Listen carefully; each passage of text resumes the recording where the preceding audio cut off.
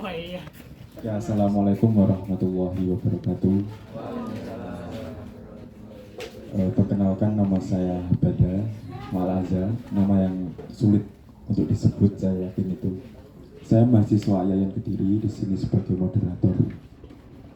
Pada sesi Berani Goblok ini, kita akan membincangkan serta membahas beberapa karya-karya Pramoedya Anantatur. Tepat kemarin pada tanggal 6 Februari, Indonesia, bahkan dunia, sedang merayakan 1 abad Pramoedya Anantatur. Karya-karyanya telah menemani kita. Menurut saya, acara seperti ini tepat sekali untuk merayakan karya-karyanya agar pemikiran-pemikiran dari Bapak Pramoedya Anantatur ini senantiasa ada di ruang lingkup kita. Kemudian hari ini bersama teman-teman Pramis ini yang siap untuk teman-teman Pramis ini ya, siap kecuali Pak Is ya. Saya membincangkan beberapa karya ini dari teman-teman Gojek ini juga hadir. Oke, langsung saja kita mulai sebelum nanti waktu semakin petang. Dari sini ada Mas Anas, seorang pribumi totok, dan Mas Ainung, seorang guru juga pribumi totok ya. Enak.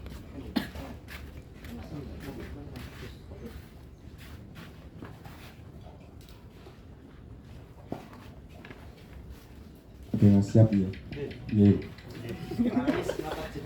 Siap-siap ya para Pramis. Monggo kepada Mas Anas. Ya, Mas Anas ya.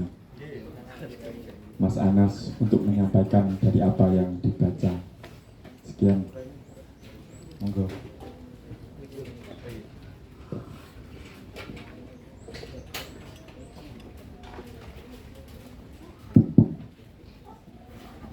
Assalamualaikum warahmatullahi wabarakatuh. Waalaikumsalam. Tak kasih pantun dulu biar semangat ya. Asik. Jalan-jalan ke pasar malam. Ku tak lupa membeli es. Barang siapa yang menjawab salam, insya Allah hidupnya akan sukses.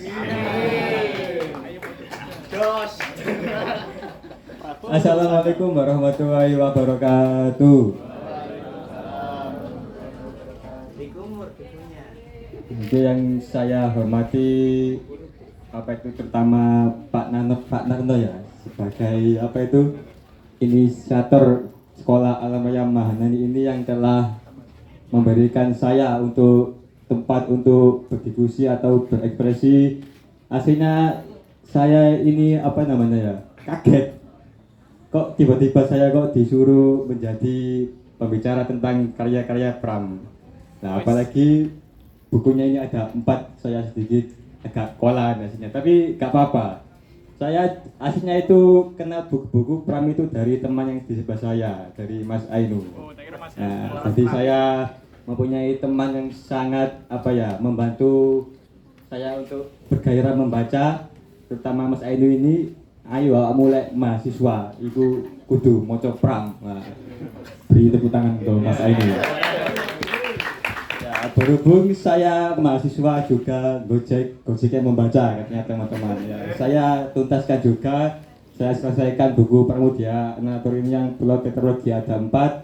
Sebagai tanggung jawab saya bisa memberikan apa yang saya dapat dari buku tersebut. Meskipun nantinya jangan berekspektasi bisa wow atau gimana ya. Saatnya kita di sini sama-sama belajar. Ini aman Mas ya, nggak ada orderan ya nanti? Oh aman, nggak ada orderan. Aman sudah order offline. Lagi kamerate lo dijak. Kurang siji. Oke, jadi di sini saya akan langsung saja ya untuk memberikan penjelasan tentang isi terkait buku tetralogi Pram ini. Ada 4. Jadi langsung saja, apa itu buku tetralogi ini merupakan buku yang ditulis di dalam penjara.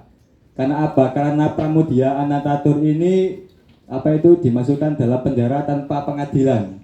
Maksudnya itu dilebokkan atau dimasukkan penjara secara paksa di Pulau Buru.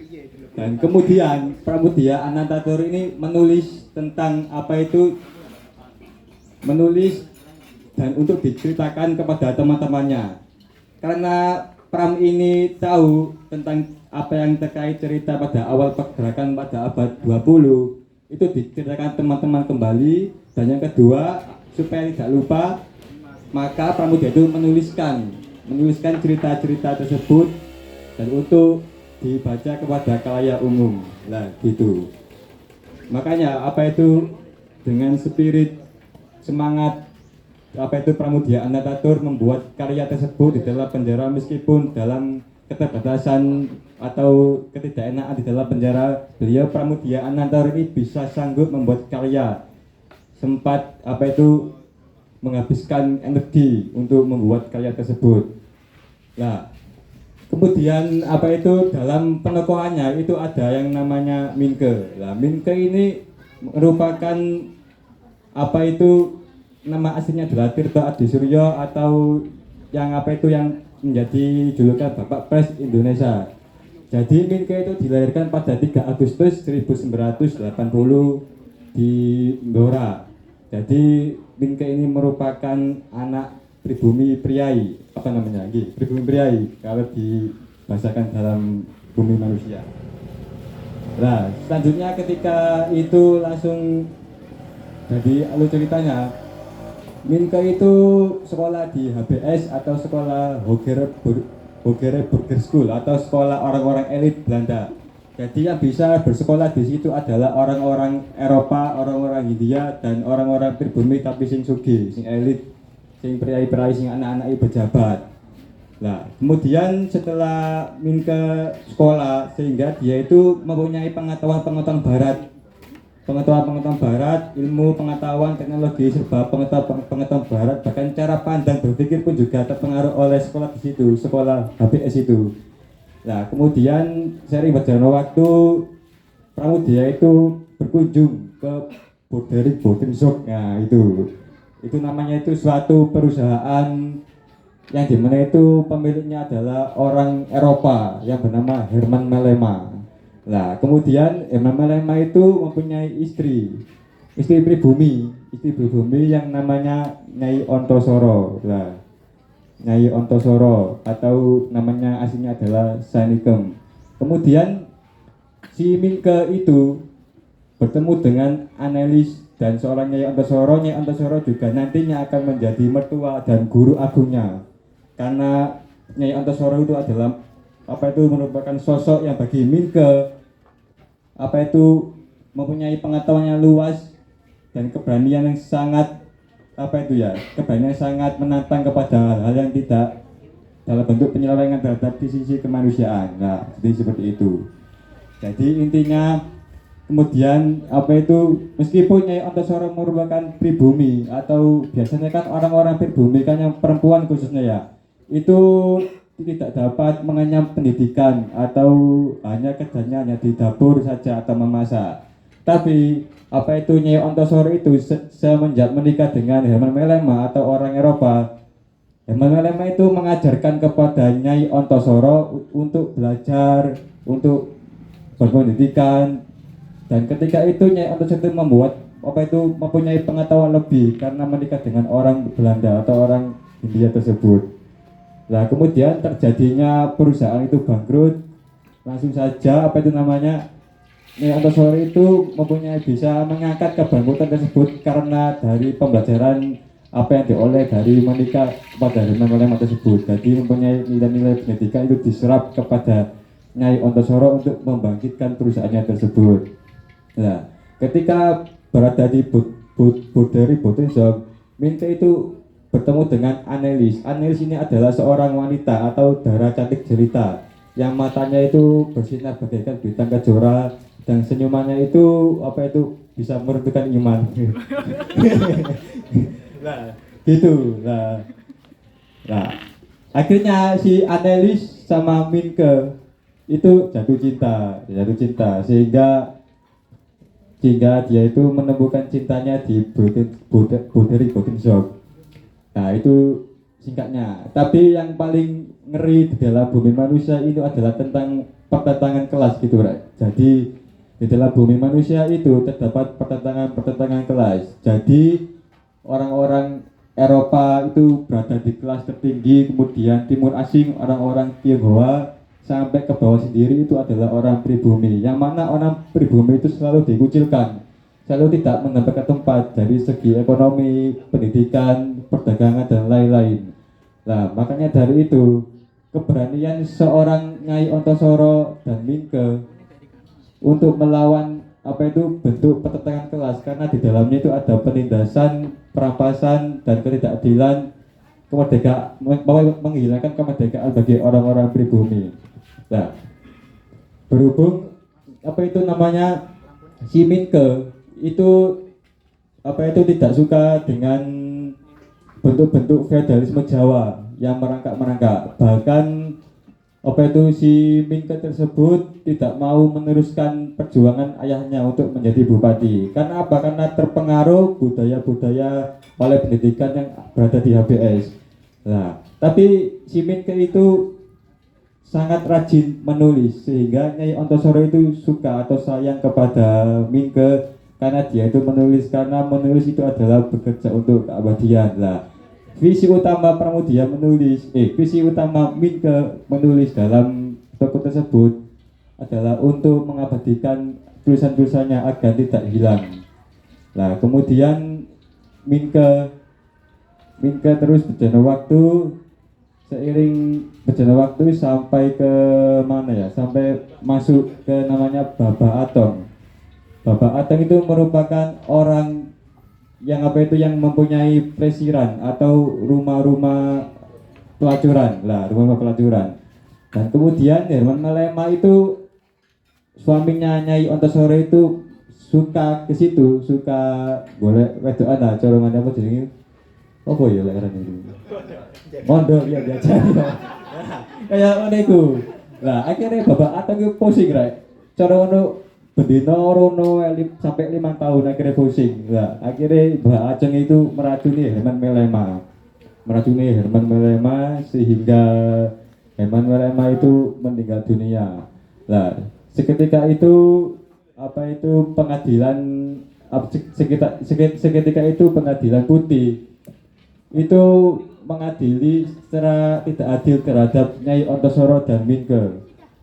Nyai Ontosoro dan Minke itu memperjuangkan hak-haknya sebagai orang pribumi untuk mempertahankan harta yang telah diusahakan di Broderick Botenshoek. Karena yang pertama itu adalah mengalami kebangkrutan sampai baru menemui keberhasilan itu berkat jasanya Nyai Ontosoro yang sangat berani dan teguh terhadap prinsip bahwa orang-orang pribumi itu bisa untuk maju. Nah, kemudian istri saya yang dari Belanda itu yang bernama Maurits Melema itu hadir ke India untuk merebut merebut haknya sebagai istri yang sah, mulai dari perusahaannya, harta-hartanya, dan si Anelis pun juga diambil untuk diberangkatkan ke Belanda. Nah, di sini kan merupakan pertentangan kelas yang mana hukum antar golongan itu lebih memihak kepada orang-orang Eropa, sehingga orang pribumi itu selalu dihina, selalu dilecehkan dan lain-lain. Nah, dari sini kita bisa melihat bahwa tulisan karya dari Pramudia Anantor ini yang ditokohkan oleh Minke dan kawan-kawan itu merupakan representasi dari orang-orang yang kalah atau orang-orang yang didiskriminasi dan orang-orang dianggap sampah oleh masyarakat. Nah, dari pertama Minke ketika berada di HBS itu sudah dihina rek. Sakno juga Minke uriwe. Jadi ketika ditanya siapa namamu? Nama saya Minke. Terus diguyu ambek kota wah Monki. Monki lah cara ngono ya monyet ya. Ya, jadi di situ itu sudah jelas bahwa pertentangan kelas itu apa itu dapat melanggar nilai kemanusiaan yang karena di dalamnya itu ada bentuk-bentuk perampasan, ketidakadilan dan penghapusan kemerdekaan terhadap individu bagi orang-orang pribumi. Nah, kemudian setelah mengalami jalur hukum pengadilan, si Nyai Ontosoro dan Minke itu kalah dalam pengadilan karena hukumnya itu lebih menguntungkan kepada orang-orang Hindia. Nah, seketika itu langsung merenung Minke. Nah, itu apa itu dari bumi manusia. Nah, tapi saya apa itu sangat terkesan terhadap pembicaraan ketika Bunda ibunya Minke kepada Minke ketika mau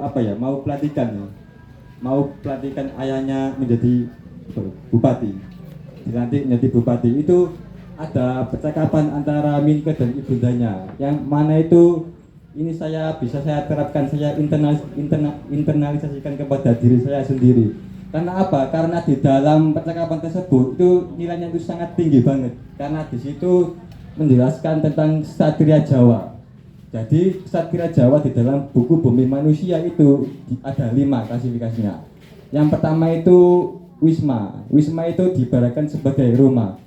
Karena kalau orang lelaki terutama tidak punya rumah, maka hidupnya akan menjadi gelandangan, gak duwe ibu kayak gendeng gitu. Jadi kayak jadi cara ngono iya ngepang ya, cara kasarnya pang lah. Cara kudune wong lanang ku ya sebagai lanang sebagai pemimpin dari istri dan anak-anaknya itu kudu duweni omah. Lah kudu duweni omah, kudu bekerja sekeras mungkin karena ada kutipan dari Pramudia Anantatur itu apa itu bekerja adalah merupakan orang yang mempunyai daya hidup.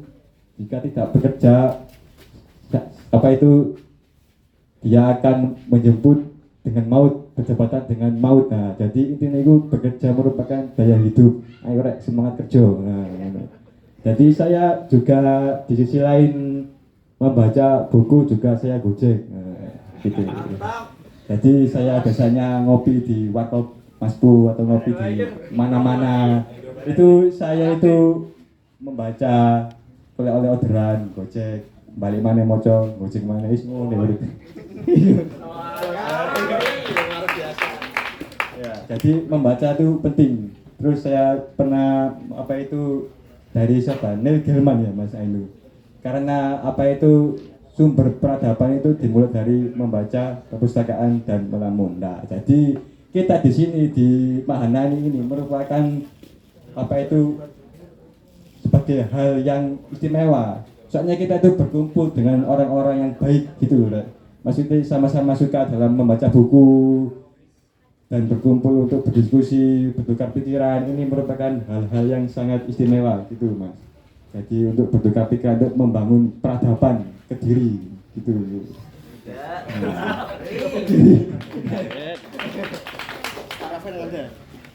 Ya, meskipun apa itu pemerintah tidak memprioritaskan pendidikan, tapi di mana nih sangat memprioritaskan pendidikan dengan membuka taman baca buku mana nih. Insyaallah.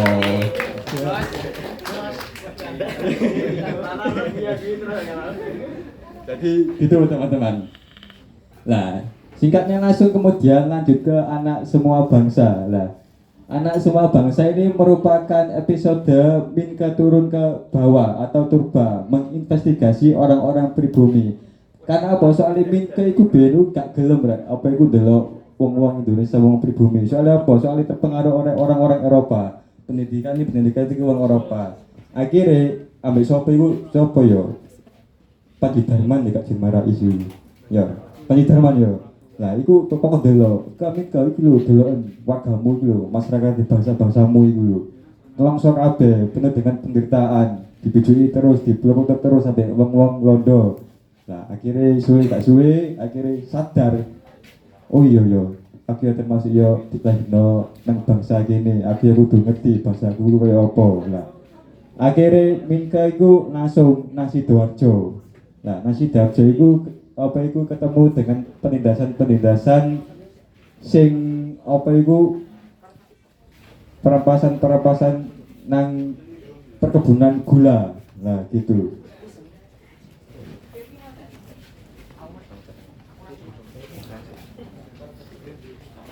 Jadi orang-orang Londo atau orang-orang Belanda itu sangat memprioritaskan kepada perkebunan untuk dimiliki secara sepihak. Mulai dari tanah-tanahnya diambil secara paksa atau dibeli dengan harga yang murah.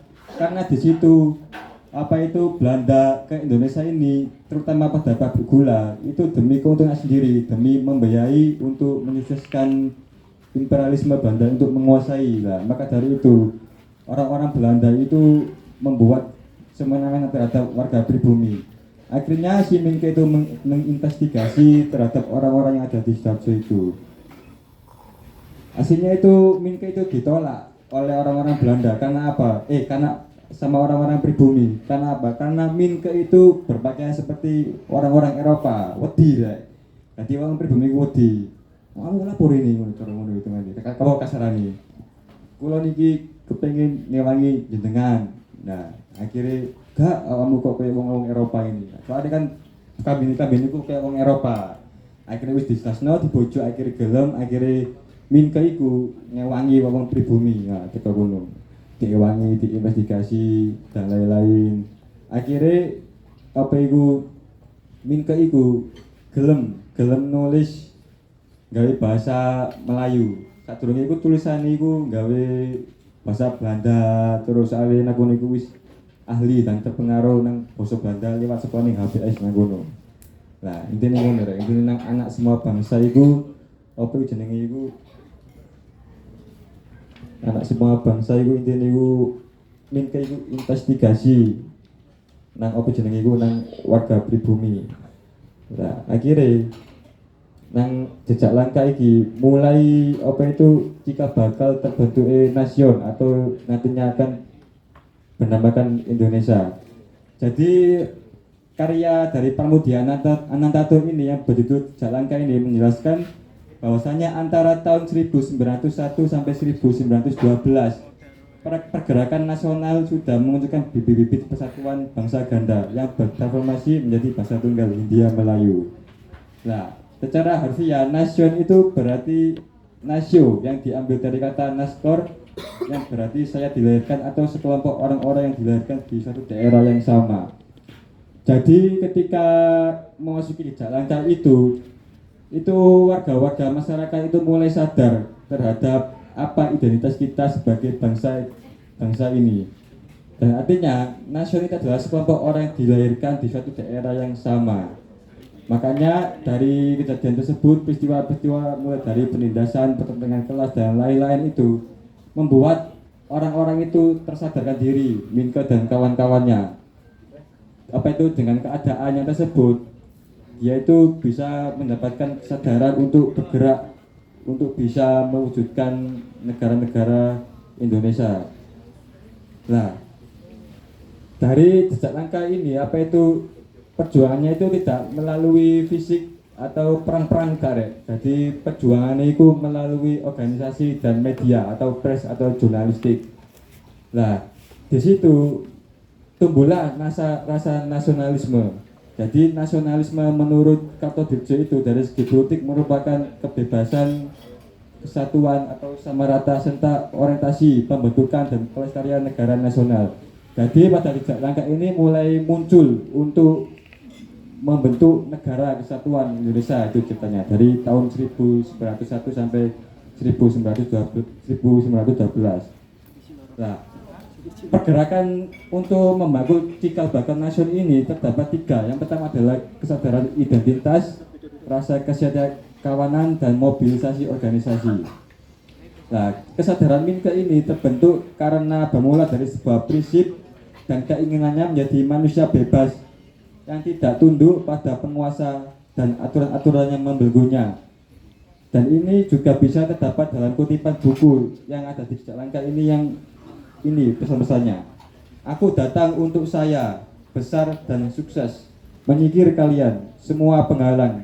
Tak laku bagiku, panji-panji, vini, vidi, vici, datang untuk datang bukan untuk menang, tak pernah bercita-cita jadi pemenang atas sesama. Nah, jadi di sini aku Minke sadar bahwasanya keadaan yang terjadi selama ini itu merupakan bentuk penindasan, bentuk penyelewengan kemanusiaan.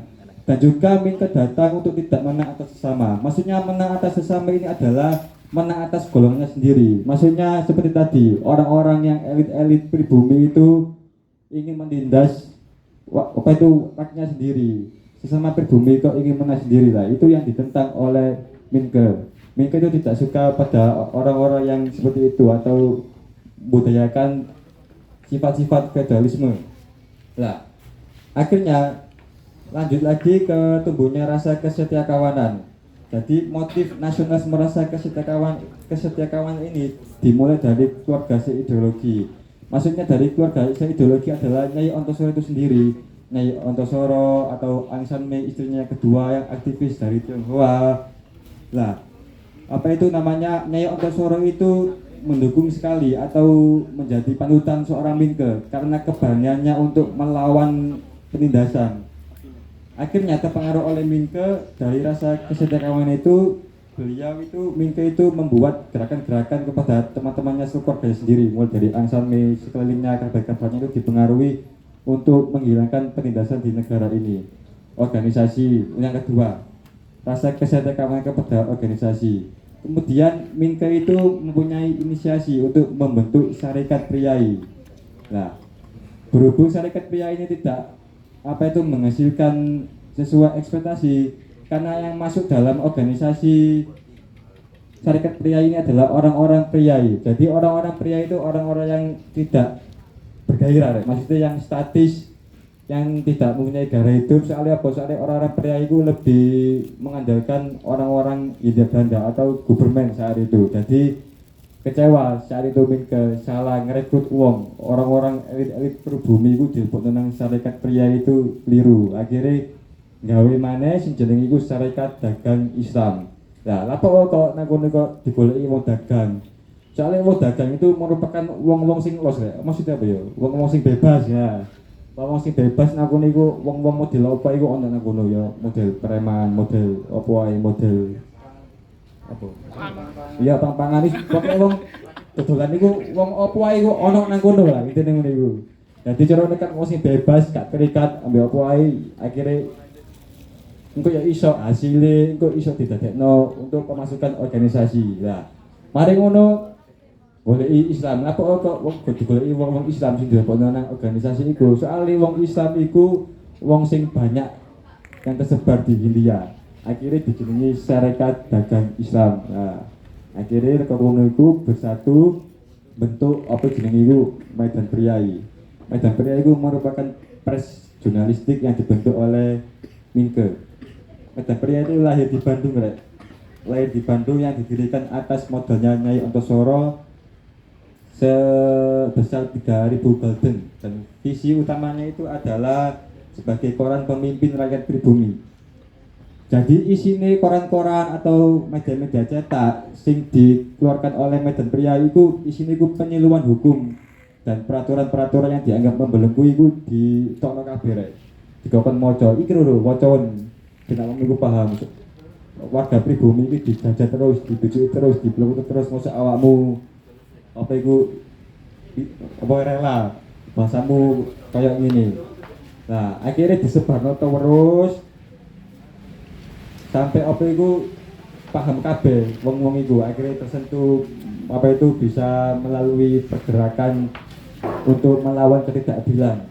Nah, maka biasanya di tulisan terakhir itu yang terdapat di Medan Priai itu pasti ada tulisan hari ini saya memulai. Nah, maksudnya hari ini saya memulai itu ya mulai sekarang ayo kita melawan apa itu bentuk penjajahan terhadap Indonesia ini. Teko apa? Teko media cetak, teko membaca, teko nulis lah. Jadi cara itu adalah senjata yang paling ampuh untuk melawan ketidakadilan bentuk penjajahan terhadap kolonial Belanda itu adalah membaca dan menulis. Nah, gitu ya. Jadi ini sangat penting sekali untuk membangun sebuah peradaban, sebuah bangsa kita itu dilihat dari bangsanya yang mana itu dari membaca dan menulis seperti yang dibangun Minke dalam membangun media pers yang bernamakan Medan Priai.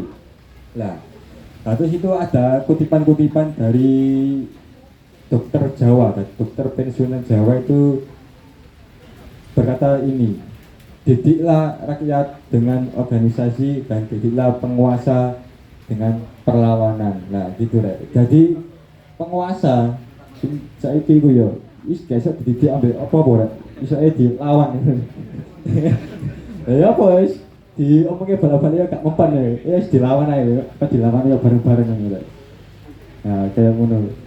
Perlawanan, intinya itu perlawanan, mendidik rakyat dengan organisasi, dengan berserikat, dengan berkumpul, dan dalam forum seperti ini kan kita kan sama saja untuk membentuk apa itu kekuatan untuk membangun sebuah peradaban gitu.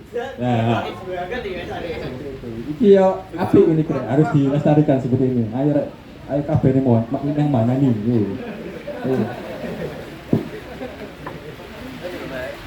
Gitu. Akhirnya itu ada sebuah blunder yang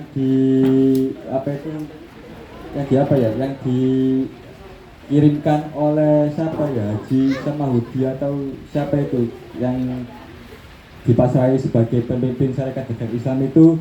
Mereka itu terlalu gegabah, tiba-tiba langsung menyerang dari pihak kolonial Belanda, sehingga pada waktu itu si Minke itu ditangkap dan dimasukkan di dalam penjara atau di Pulau Buru. Nah, sehingga lanjut ke Rumah Kaca, dan Rumah Kaca ini merupakan roman yang keempat yang mengisahkan upaya kolonial untuk memukul kegiatan pergerakan Minke dan organisasi yang dibangun olehnya lewat suatu operasi pengarsipan. Nah, dari roman pertama Bumi Manusia, Anak Semua Bangsa, Jejak Langkah, itu tokoh utama itu adalah Minke. Sehingga yang terakhir ini pindah peralihan tokoh yang Rumah Kaca ini yang bernama Pak Gemanan. Pak Gemanan itu merupakan seorang komisaris yang ditugasi oleh gubernur Belanda untuk menjatuhkan Minke atau menjatuhkan karakter Minke. Karena apa? Karena ketika Minke itu dipenjara di sebuah pulau Buru atau di Ambon, di pulau Macak Maluku, di Pulau Buru ya, sekitar situ. Selain itu Minke juga dipenjara lewat buku-bukunya. Jadi buku-bukunya itu diarsipan semua atau dipendem kabeh ben wong ben gak iso maca. Akhirnya itu dinamakan sebagai Pramudia dengan Rumah Kaca. Diarsipno kabeh ben wong iku ben gak iso maca. Akhirnya kan cara ngono kan sebagai bentuk penjatuhan jadi diri Minke sebagai seorang penulis atau perjuangan Minke untuk menyadarkan orang-orang supaya bisa membaca atau supaya bisa menulis, ditertibkan kepada suatu kearsipan.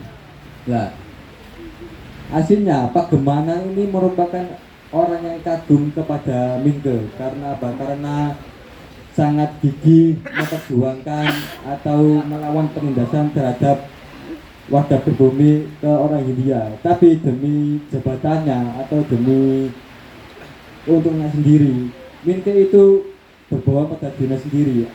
Akhirnya dia itu menyerang Minke atau mengasihkan karya-karya Minke di suatu rumah yang dinamakan Rumah Kaca tersebut. Lah, seperti itu. Akhirnya seiring berjalannya waktu, ketika Minke sudah lepas atau dibebaskan dari penjara, Minke itu kembali lagi ke Surabaya menengok-nengok masa-masa kecilnya, nostalgia di Monokromo, di Boderi Shop. Akhirnya sampai ke Batavia melihat rumahnya itu sudah gak karu-karuan, buku-bukunya itu diarsipkan semua.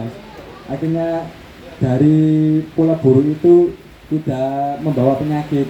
Akhirnya seketika itu Minke itu meninggal dunia. Lah, seperti itulah ceritanya. Jadi intinya itu di dalam karya-karya Pramudia Anantatur ini, endingnya itu adalah sad ending lah. Jadi gak ono bahagia iblas. Jadi wong kalah terus. Nah, jadi wong cilik sing dikalahkan, sing ditindas, sing dibiji itu ayo. Ya, akhirnya itu ngono. Kalah. Itu kalah, tapi kalah itu kalah terhormat. ono nang bumi manusia itu.